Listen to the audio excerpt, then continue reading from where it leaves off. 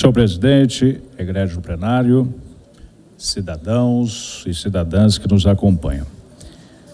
Eu fiz questão de discutir este projeto para destacar 3 pontos, senhor presidente. Em primeiro lugar, na realidade, nós estamos aqui com uma transferência de recursos em que serão beneficiadas 2 entidades, que na realidade os recursos são pequenos ante a grandeza do nosso orçamento e a magnitude do que essas associações fazem. A subvenção social aqui, ela vai no valor de R$30 mil, o que é muito pouco. São 25 mil para a síndrome de Down e 5 mil para a APAE. Bem, para as entidades, elas dirão, senhor vereador, é muito pouco, mas nós nunca recebemos isso, por exemplo, a Associação da Síndrome de Down de Taubaté.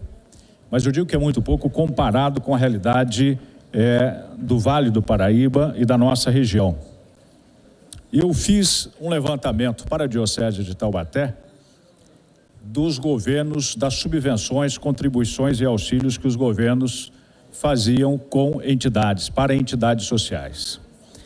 Taubaté, de longe, era proporcionalmente, senhor presidente, o município que menos contribuía com associações, com entidades sociais. São José dos Campos contribuía, à época, com cerca de 42 milhões de reais, com o dobro da nossa população, proporcionalmente, o dobro da população e o dobro também do orçamento. Proporcionalmente, deveríamos ter aqui 21 milhões de reais. No último ano do governo passado, da idade média que nós tivemos, que findou no governo passado, Taubaté contribuía com essas entidades com a quantia irrisória de 368 mil reais.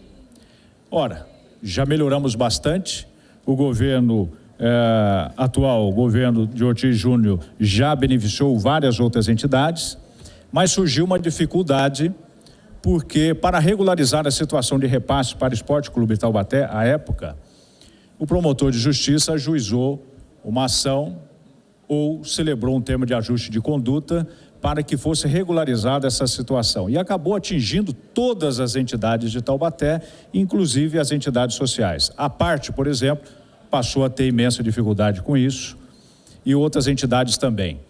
Por isso, todo ano eu faço emendas ao orçamento para essas entidades sociais. Infelizmente, todo ano essas emendas são aprovadas na Câmara e são vetadas, inclusive pelo governo atual. Mas, por outro lado, pelo menos agora o prefeito está encaminhando, de autoria própria, projeto de lei nesse sentido. Mas ainda, repito, para finalizar, este valor é muito pequeno.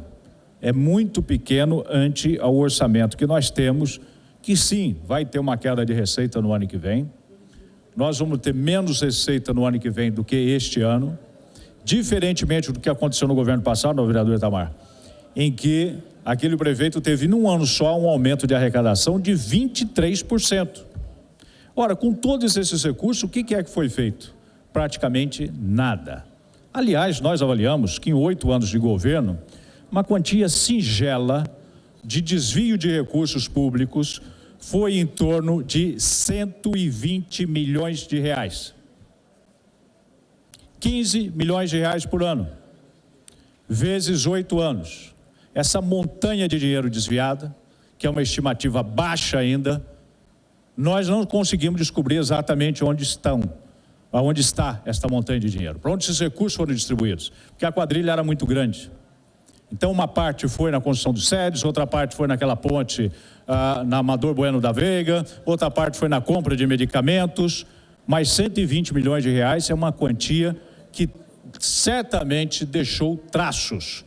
E esses traços serão levantados, sim, e nós vamos chegar lá. Ainda mais que agora há um novo clima, felizmente, na cidade.